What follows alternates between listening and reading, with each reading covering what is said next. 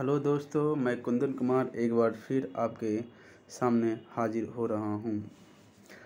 हमने पिछली बार बोला था कि जो सैटेलाइट से जो कुछ भी पढ़ाए हैं उसका प्रश्न करवाएंगे।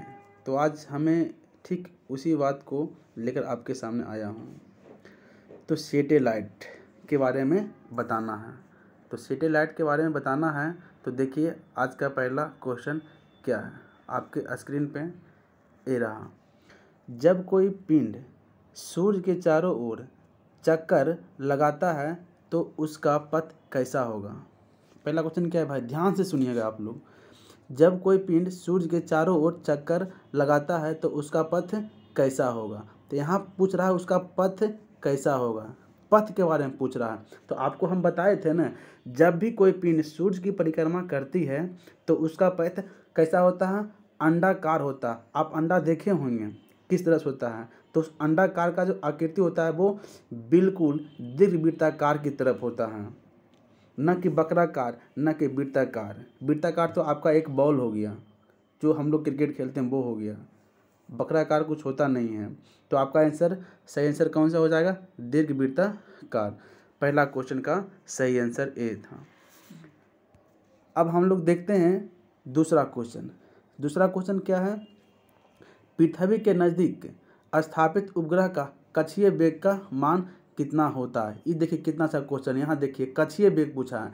सबसे पहली बात आपको हम बताए थे कि ग्रहों से संबंधित जो नियम दिए थे वो किसने दिया था। तो उसका आंसर था क्या, केपलर था। वो कितने नियम दिए थे, तो वो 3 नियम दिए थे। कितने नियम दिए थे, तो वो 3 नियम दिए थे दोस्तों। तो पहला नियम क्या था, क्या हम बताए थे। पहला नियम ग्रहों से संबंधित ये था कि जब कोई पिंड सूर्य की परिक्रमा करती है तो उसका पथ कैसा होता है, दीर्घवृत्ताकार होता है। पहला पॉइंट। और उसमें से 2 फोकस होता है, एक फोकस सूर्य पे होता है और दूसरा फोकस खाली होता है। ठीक है। अब बात करते हैं दूसरा नियम, ग्रहों का दूसरा नियम। ग्रहों से जो दूसरा नियम जो है वो कक्षीय वेग से संबंधित है। इसका मतलब क्या हुआ, समझना चाहिए। कक्षीय वेग मतलब क्या हुआ, कोई भी समय में जब क्षेत्रफल की दूरी तय करती है ना, तो उसका जो रेशियो होता है वो कक्षीय वेग कहलाता है। जैसे देखिए ये क्षेत्रफल है, क्या है, क्षेत्रफल है, एरिया है।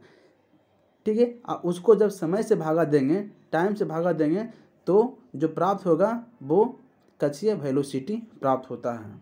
ठीक है। अब यहाँ से क्वेश्चन ये पूछता है कि कक्षीय वेग का वेलोसिटी पृथ्वी पर कितना होता है और पृथ्वी के आसपास कितना होता है।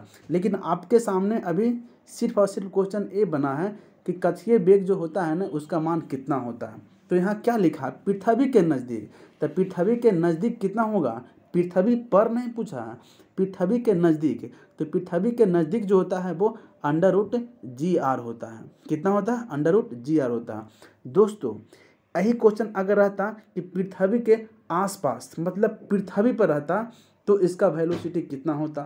तो आप क्या करते हैं कि क्या है, √GR है तो जी का मान तो पता है कि पृथ्वी पर कितना होता है, 9.8 मीटर पर सेकेंड होता है। अब क्या ER है, ER मतलब क्या, पृथ्वी का त्रिज्या है। तो पृथ्वी की त्रिज्या कितना होता है, तो 6400 किलोमीटर जो होता है वो पृथ्वी की त्रिज्या होती है। तो इन दोनों का वैल्यू जब रख दीजिएगा ना तो उसका मान निकल जाएगा। ठीक है। लेकिन अभी सिर्फ और सिर्फ पूछा है कि पृथ्वी के नज़दीक कक्षीय वेग का मान कितना होता है, तो √GR होता है। ठीक है। आई √2GR क्या होता है, तो पलायन वेग का मान होता है। क्या होता है, सिर्फ पलायन वेग का मान होता है। अगर आपसे क्वेश्चन पूछेगा कि पलायन वेग का मान कितना होता है, तो √GR। लेकिन यही क्वेश्चन अगर पूछ दे कि पृथ्वी का पलायन वेग का मान कितना होगा, तो आपको यहाँ पर पृथ्वी पर जो जी का मान होता है वो धरना होगा, आर का मान धरना होगा। ठीक है, और कुछ नहीं है। ठीक है दोस्तों। तो अगला क्वेश्चन हम लोग चलते हैं, फिर स्क्रीन के ऊपर ये देखते हैं क्या पूछा अगला क्वेश्चन, पृथ्वी के पलायन वेग का मान कितना होता है। तो दोस्तों अब हम बताए थे कितना होता पृथ्वी के पलायन वेग का मान, तो 11.2 किलोमीटर पर सेकेंड होता है। कितना होता है दोस्तों, 11.2 किलोमीटर पर सेकेंड होता है। तो कैसे होता है, आपको बताए थे कि पलायन वेग का मान कितना होता है, √GR इंटू कितना होता है, 2 होता है। ठीक है। तो 2 का मान दिया हुआ, जी का मान आपको डालना है कितना, 9.8 डालना है। ठीक है, गुना 64 शो कर देना है। जब इसको सॉल्व कीजिएगा ना तो 11.2 आ जाएगा। कितना आ जाएगा? 11.2 आ जाएगा। तो ध्यान दीजिएगा, यहाँ लिखा 11.2 किलोमीटर पर सेकेंड, 11.2 मीटर पर सेकेंड, 1.12 किलोमीटर पर सेकेंड, ये सब चीज़ को ध्यान देना है। ठीक है, तो 11.2 किलोमीटर पर सेकेंड होगा। समझ गए कैसे ये सब चीज़ आया? ठीक है, अब चलते हैं अगला क्वेश्चन की तरफ। क्या है क्वेश्चन है, ग्रहों की गति का नियम किसने दिया था? आपको हम दोस्तों बताए हैं कि ग्रहों से संबंधित कोई ना कोई तो वैज्ञानिक अध्ययन किए ही होंगे, बिल्कुल किए होंगे। तो पहला कौन सा व्यक्ति थे जिन्होंने ग्रहों के बारे में बताए थे और उनसे संबंधित वो नियम दिए थे? तो सिर्फ और सिर्फ क्या थे? केपलर थे। कौन थे? केपलर थे। और ग्रहों से संबंधित नियम कितने नियम थे? तो वो 3 नियम थे। ठीक है, न्यूटन के बारे में हम बोल रहे हैं। न्यूटन क्या चीज़ दिए थे? न्यूटन बल के बारे में बताए थे, जड़त्व के बारे में बताए थे। ठीक है, एक जो ऑप्शन डाला गया है बीमर, ये जर्मनी के संविधान से है, तो हमें ये ऑप्शन नहीं देना चाहिए, लेकिन डाला गया तो कोई दिक्कत नहीं है। ठीक है दोस्तों, अगला क्वेश्चन की तरफ चलते हैं। ठीक है, अब क्या है, केपलर का द्वितीय नियम किससे संबंधित है? क्या क्वेश्चन है? केपलर का द्वितीय नियम किससे संबंधित है? ध्यान दीजिए, आपको हम बताए थे कि केपलर ने 3 नियम दिया था। वो कौन कौन नियम दिया था? पहला नियम क्या था दोस्तों? जब कोई पिंड, मान लेते हैं कि ये सूर्य है, ठीक है, सूर्य के चारों ओर कोई पिंड चक्कर लगा रही है, तो इसका पिंड कैसा हो गया? इसका पथ कैसा हो गया? तो ये देखिए दीर्घवृत्ताकार हो गया। दीर्घवृत्ताकार कैसे कहेंगे? तो उसका एक पॉइंट जो होती है ना वो एकदम सूर्य के नज़दीक रहेगा, और दूसरा पॉइंट जो होती है ना वो एकदम बिल्कुल सूर्य से अधिक दूरी पर रहेगा। तो उससे जो पथ बनेगा ना वो दीर्घवृत्ताकार पथ पर बनता है। जैसे कि आप लोग सुने होंगे कि 3 जनवरी को सबसे बड़ा दिन होता है, 4 दिसंबर सबसे छोटा दिन होता है, कुछ ऐसा सुने होंगे। ये आपका ज्योग्राफी से संबंधित प्रश्न था। लेकिन आपको हम क्या बताएं कि केपलर का द्वितीय नियम किससे संबंधित है? तो वो आपको हम बताए थे कक्षीय वेलोसिटी से बताए थे। क्यों बताए थे ये आपको पता है? तो हम बताए थे 3 नियम कौन कौन दिए, एक बार देख लेते हैं। जब कोई पिंड सूर्य की परिक्रमा करती है तो उसका पथ कैसा होता है? दीर्घवृत्ताकार पथ होता है। उनमें से एक जो पॉइंट होती है ना वो देखिए सूर्य पे होता है। क्या होता है? सूर्य पे होती है। और इसका जो दूसरा पॉइंट इधर होगा, जो क्या हो जाएगा? खाली हो जाएगा। तो देखिए यहाँ से एक पॉइंट किधर हुआ? एक बिंदु सूर्य पे हुआ, और दूसरा पॉइंट किधर हुआ? सूर्य के बाहर हो गया। ये पहला नियम कहता है। अब बात हम करते हैं दूसरा नियम की। दूसरा नियम हम लोग को क्या कहता है? कहता है वही कि इकाई समय में जितना भी क्षेत्रफल तय करता है, इकाई समय में जितना भी क्या करता है? क्षेत्रफल तय करता है, क्षेत्रफल तय करता है, तो उसका वो वेलोसिटी कहलाता है। कहने का मतलब ये हो गया दोस्तों, पूछेगा कि गति का जो वेग जो संबंधित है ना, गति का वेग चाहे ग्रहों का जो वेग जो संबंधित है ना वो किससे संबंधित है? ग्रह के कौन से नियम से संबंधित है? तो वो हो जाएगा आपका दूसरा नियम से संबंधित है। तीसरा नियम क्या कहता है दोस्तों? ये बहुत ही अच्छा पॉइंट है। तीसरा नियम क्या कहता है? ध्यान से सुनिएगा, क्या कहता है तीसरा नियम? जैसे एक क्या है, कोई पिंड है, इसके एक क्या है, दीर्घवृत्ताकार पथ पर कोई गमन कर रहा है, कोई ग्रह है। ठीक है, तो देखिए अब यहाँ से यहाँ जाइए और यहाँ से यहाँ तक जाइए, सबसे कम समय किसको लगेगा? यहाँ से यहाँ तक घूमने में, जाने में। सबसे अधिक किसको लगेगा समय? यहाँ से यहाँ तक जाने में। तो कहने का मतलब ये हो गया ना कि जब कोई पिंड सूर्य के नज़दीक रहता है तो उसको कम समय लगता है, और जब कोई पिंड सूर्य से अधिक दूरी पर रहता है तो उसको चक्कर लगाने में अधिक समय लगता है। अर्थात इसका मतलब ये हुआ ना कि t² प्रोपोर्शनल टू उनके बीच की जो दूरी होती है ना उसका घन के सीधा समानुपाती होती है। ये आपका ग्रहों की गति के तीसरा नियम कहता है, और आपसे कुछ नहीं। ठीक है दोस्तों, अब चलते हैं हम लोग के, ये तो हो गया। अब चलते हैं भू अस्थिर उपग्रह की दिशा क्या होती है। तो दोस्तों देखिए, पहले भू अस्थिर उपग्रह क्या है? इसमें 3 चीज़ हैं। ये क्या? भू है। भू मतलब क्या? पृथ्वी है। अस्थिर मतलब क्या है? कहीं ना कहीं अस्थिर होगा। उपग्रह मतलब क्या है? वैसा ग्रह जो कहीं ना कहीं जा करके पृथ्वी के समान वो अस्थिर हो। ठीक है, उसी को भू अस्थिर उपग्रह कहते हैं। ठीक, और दूसरे शब्द में आप कह सकते हैं जो भी सैटेलाइट को, जो भी उपग्रह को पृथ्वी से भेजे जाते हैं, छोड़े जाते हैं, उसके बारे में ये बोल रहा है। ठीक है, तो देखिए दोस्तों क्या पूछ रहा है, भू अस्थिर उपग्रह की दिशा कैसे होती है। तो कहाँ से हम लोग भेज रहे हैं, पृथ्वी से भेज रहे हैं। कहाँ से भेज रहे हैं दोस्तों, पृथ्वी से भेज रहे हैं, पहला पॉइंट। ठीक है, तो पृथ्वी की दिशा कैसी होती है, तो पृथ्वी की दिशा जो होती है दोस्तों ये पश्चिम से पूरब की ओर होती है। किधर होती है, पश्चिम से पूरब की ओर होती है। तो ठीक इसी तरह से इसको पृथ्वी से भेजे हैं तो इसका भी उपग्रह कैसा होगा, पश्चिम से पूरब की ही ओर होगा। और कोई भी उपग्रह जो होती है ना, खासकर भू अस्थिर उपग्रह, वो पृथ्वी से कम 36,000 किलोमीटर की ऊंचाई पर स्थित होती है। तभी वो पृथ्वी के सापेक्ष घूमती है। जैसे जैसे पृथ्वी घूमती है वैसे वैसे ये उपग्रह भी घूमता है। ठीक है दोस्तों, अब अगला क्वेश्चन देखते हैं क्या दिया है। हाँ आ गया, देखिए भू अस्थिर उपग्रह की ऊंचाई पृथ्वी से कितनी होती है। तो यहाँ ऑप्शन ध्यान से देखना है दोस्तों, एकदम ऑप्शन ध्यान से दिए। देखिए ये दिया 3600 मीटर, तो मीटर में होगा नहीं। दिया 3600 किलोमीटर, ये होगा नहीं। ये दिया 360 किलोमीटर, ये होगा नहीं। तो क्या होगा, 36,000 किलोमीटर की ऊंचाई पर स्थित होता है। ठीक है दोस्तों, अब हम लोग चलते हैं अगला क्वेश्चन। देखिए यहाँ क्या लिखा है दोस्तों, पृथ्वी के क्या लिखा दोस्तों, पृथ्वी के आसपास उपग्रह का कक्षीय वेग का मान कितना होता है। ठीक है, तो देखिए पृथ्वी के आसपास का मतलब हो गया पृथ्वी पर हो गया, कितना हो गया, पृथ्वी पे हो गया। तो आपको हम बताए थे कि पृथ्वी के नज़दीक उपग्रह का जो कक्षीय वेग का जो मान होता है वो कितना होता है, √2g होता है। ये हम बताए थे आपको। लेकिन पूछ रहा कितना होता है पृथ्वी के आसपास, मतलब पृथ्वी के पास, पृथ्वी के सतह पर कक्षीय वेग का मान कितना होता है। तो आप जब इसको g का मान 9.8 रखिएगा, r का मान 6400 किलोमीटर रखिएगा ना, तो जब दोनों को सोल्व कीजिएगा तो 8 किलोमीटर पर सेकेंड आ जाएगा। इसलिए क्वेश्चन में पूछता है ना कि पृथ्वी का जो कक्षीय वेग जो होता है उसका मान कितना होता है, 8 किलोमीटर पर सेकेंड होता है। और ई जो होता है क्या होता है, पलायन वेग के मान होता है। क्या होता है, √2g पलायन वेग का मान होता है। लेकिन नहीं, अगर आपसे पूछ देता कि पृथ्वी का पलायन वेग का मान कितना होता है तो मान रख देते हैं। तो जब मान रखेंगे g का मान 9.8, r का मान 6400 रखेंगे ना, तो जब सोल्व करेंगे तो इसका आंसर आएगा 11.2 किलोमीटर पर सेकेंड आ जाएगा। ठीक है दोस्तों, ठीक है, अब अगला क्वेश्चन की तरफ बढ़ते हैं।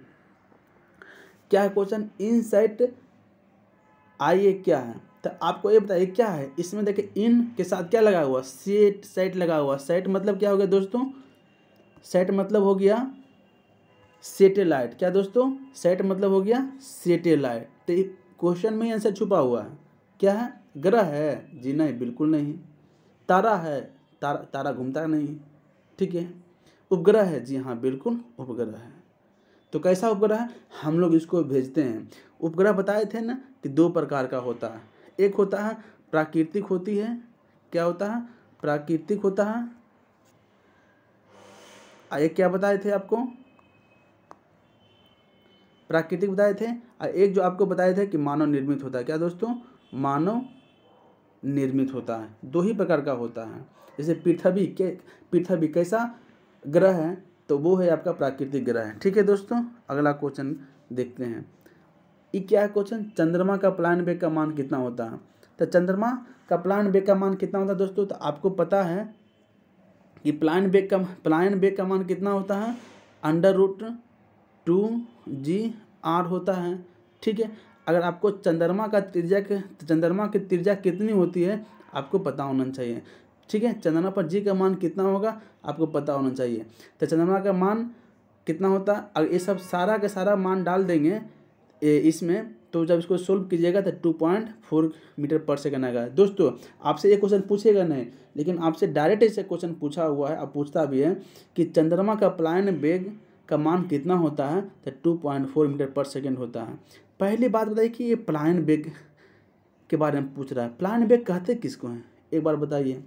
पलायन वेग ऐसे वेग को कहते हैं जिसको जिस वेग से फेंका जाता है वो कभी पृथ्वी पर दोबारा नहीं आता है, वैसे वेग को पलायन वेग कहते हैं। मतलब क्या हुआ, एक बार उसको हम फेंक दिए ना तो दोबारा वो पृथ्वी पर नहीं आएगा, वो वायुमंडल में जा कर के घूमते रहेगा। वैसे ही वेग को पलायन वेग कहते हैं। तो आपको ध्यान रहे कि पृथ्वी का प्लान वेग का मान 11.2 किलोमीटर पर सेकंड होती है और चंद्रमा का प्लान वेग का मान 2.4 मीटर पर सेकंड होती है। पृथ्वी के आसपास जो प्लान वेग का मान होता है वो √2 होती है और पृथ्वी के आसपास कक्षीय वेग का जो मान होती है वो होती है √g होती है। लेकिन पृथ्वी पर पूछेगा कक्षीय वेग का मान कितना होता है तो 8 किलोमीटर पर सेकंड होती है। ग्रहों की गति से संबंधित नियम किसने दिया था तो केपलर ने दिए थे। वो 3 नियम दिए थे। तो हाँ दोस्तों, कैसी लगी ये वीडियो? अगर ये वीडियो आपको अच्छी लगती है तो आप हमें कमेंट करके ज़रूर बताएं कि अच्छी लगती है। और एक बात और दोस्तों, आज से हमने सोचा है कि एक मिसलेनियस भी लेकर चलना बहुत ज़रूरी है, क्योंकि आप अभी हाल फिलहाल में देखे होंगे बहुत सारे एग्ज़ाम में कुछ ना कुछ मिसलेनियस पूछ देता है। तो दोस्तों इसको हम टेबलेट के रूप में पढ़ेंगे। क्या चीज़? टैबलेट के रूप में पढ़ेंगे। आप प्रतिदिन कम से कम 5 ऐसे चीज़ पढ़ेंगे जिसको जानना बेहद ही ज़रूरी है, बहुत ही ज़रूरी है, जिसे हर एग्ज़ाम में कुछ ना कुछ पूछा जाता है। और ऐसे भी ये सब चीज़ों के बारे में जानकारी हमें रखनी चाहिए दोस्तों। तो देखिए यहाँ पर देखिए क्या क्या चीज़ है। पहले देखिए, पहला ILO मतलब क्या होता है? इंटरनेशनल लेबर ऑर्गेनाइजेशन, अंतर्राष्ट्रीय श्रम संगठन। क्या हुआ था ना कि जब प्रथम विश्व युद्ध हुआ था 1914 से 18 हुआ था, तो उस समय बहुत सारे मजदूर जो थे ना उनको सेना के रूप में काम करने के लिए जोड़ दिया गया था और वो लोग किए। अब बाद में वो लोग वहीं जा कर के जैसे ब्रिटेन गए, ब्रिटेन में लड़े और फिर वहीं जाकर काम करने लगे, तो लेबर के रूप में काम करने लगे। तो उनकी दयनीय स्थिति बहुत ही खराब थी। तो इसके लिए बहुत सारे देशों ने सोचा कि एक संगठन का निर्माण किया जाए ताकि उसको कोई परेशानी होती है तो इस संगठन में शिकायत कर सकता है। इसीलिए ILO का गठन किया गया, 1919 में किया गया पहली बार दोस्तों। दूसरी बात है, क्वेश्चन पूछता है कि इसका हेड क्वार्टर कहाँ है तो जिनेवा। तो जिनेवा कहाँ है दोस्तों? तो जिनेवा जो है वो आपका स्विट्ज़रलैंड में। कहाँ है? स्विट्ज़रलैंड में है। स्विट्ज़रलैंड में कहाँ है दोस्तों? स्विट्ज़रलैंड में है। ठीक है, हम दूसरा पॉइंट देखते हैं दोस्तों। WTO, वर्ल्ड ट्रेड ऑर्गेनाइजेशन, विश्व व्यापार संगठन। ध्यान रहे दोस्तों, ये अंतर्राष्ट्रीय व्यापार के बारे में बताता है कि कैसे व्यापार होना चाहिए, नहीं होना चाहिए। पहले इसका नाम था गैट। क्या नाम था दोस्तों? गैट था, GATT, गैट मतलब होता है general agreement trade and tariff था। इसकी भी स्थापना लगभग 1900 में हुआ था। ठीक है, तो यहाँ पर ध्यान रहे दोस्तों कि WTO के बारे में बता रहा है। ठीक है, तो इसका नाम, गैट का नाम बदलकर WTO कर दिया। कब किया? 1 जनवरी 1995 में किया था। इसका हेडक्वार्टर कहाँ था? जिनेवा में दोस्तों। तो जिनेवा में इसका हेडक्वार्टर था। यही क्वेश्चन पूछा है इस बार का बिहार SI में कि WTO की जो स्थापना हुआ था वो कहाँ हुआ था? जिनेवा में हुआ था। सेम टू सेम यही क्वेश्चन पूछा था इस बार का SI में पूछा है। ठीक है, तो क्वेश्चन आप ध्यान रखिएगा, क्वेश्चन क्या पूछेगा? WTO की स्थापना कब हुआ था? 1 जनवरी 1995 में हुआ था। पहले इसका नाम क्या था? गैट था। हेडक्वार्टर कहाँ है? जिनेवा है। दूसरा है दोस्तों WHO। क्या है? WHO, इसका मतलब होता है वर्ल्ड हेल्थ ऑर्गेनाइजेशन। क्या होता? World health organisation. आपको अभी पता होगा कि जो कोविड को लेकर बहुत सारे बातें WHO बोलती है, लेकिन WHO तो किसी के इशारे पे काम करती है। कुछ बात वो फालतू भी बोल देता है। तो दोस्तों ये ध्यान देना है कि वर्ल्ड हेल्थ ऑर्गेनाइजेशन की जो स्थापना हुआ था 7 अप्रैल 1948 को हुआ था। कब हुआ था? 7 अप्रैल 1948 को हुआ था। इसलिए 7 अप्रैल को आप जानते होंगे विश्व स्वास्थ्य दिवस भी मनाते हैं। क्या मनाते हैं? विश्व स्वास्थ्य दिवस भी मनाते हैं। इसमें इसका अभी जो महानिदेशक है दोस्तों टेड्रोस एड्रोनोम है। कौन है? टेड्रोस एड्रोनोम है। अब ये जो WTO है इसका जो भी अध्यक्ष है ये है एक नाइजीरिया की महिला है जिसका नाम है नाकोजी ओंकोजी इवेला। क्या नाम है? नाकोजी ओंकोजी इवेला है। अब ILO का के नैयर है। कौन है? के नैयर है। ILO का अध्यक्ष कौन है? के नैयर है। ILO का। ठीक है, तो ये सब नहीं पूछेगा, लेकिन हेडक्वार्टर जरूर पूछेगा दोस्तों। अगला क्वेश्चन है वर्ल्ड बैंक और IMF। देखिए दोस्तों, द्वितीय विश्व युद्ध कब हुआ था, आपको पता होना चाहिए। द्वितीय विश्व युद्ध कब हुआ था आपको पता होना चाहिए। 1939 से लेकर के 45 तक चला था, ठीक है। उस समय सारे देशों ने भाग लिया था। बहुत सारे बारूद उरूद किए, सब कुछ लाए हुए, ठीक है। तो स्थिति उनकी इतना दयनीय हो गई थी कि वो कुछ नहीं कर पा रहे थे। तो अमेरिका उसमें मात्र एक ही देश था जो धनी संपन्न देश था, उसका नाम था अमेरिका। अमेरिका ने कुछ सोचा, सभी देशों को बुलाया, समझाया बुझाया कि एक ऐसा संगठन का निर्माण करना चाहिए जो छोटे छोटे जो देश हैं ना, वो इसमें पार्टिसिपेट ले, ऐसे पैसा लें। तो उसी समय एक सम्मेलन हुआ था 1944 में, जिसका नाम था ब्रिटेन वुड्स सम्मेलन। 1944 में हुआ था। कब हुआ था? 1944 में हुआ था। और उसी के तहत 1945 ईस्वी में वर्ल्ड बैंक और IMF का स्थापना हुआ था। उसी समय दोनों का स्थापना जो हुआ था ब्रिटेन वुड्स सम्मेलन के तहत ही हुआ था। और कब हुआ था? 1945 में हुआ था।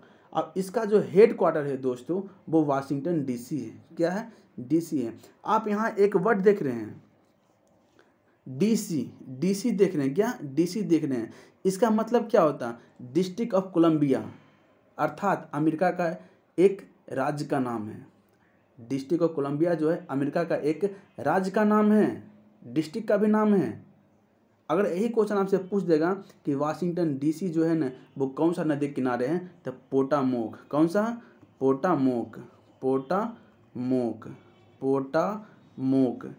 पोटामोक नदी किनारे वाशिंगटन DC है, ठीक है दोस्तों। तो आपको ध्यान रहे कि ये सब चीज़ सारा चलना चाहिए बढ़िया से। अगर आपको अच्छा लगता है तो एक बार ज़रूर जोहार क्लासिक एकेडमी पे आप अपना वक्तव्य दें, आप अपना कमेंट करें कैसा लगा। अगर अच्छा लगा तो आप एक बार हम लोग को कमेंट करके बताएं, ताकि प्रतिदिन इससे और बेहतर कंटेंट्स लाकर आपको दें। जय हिंद, जय दोस्तों।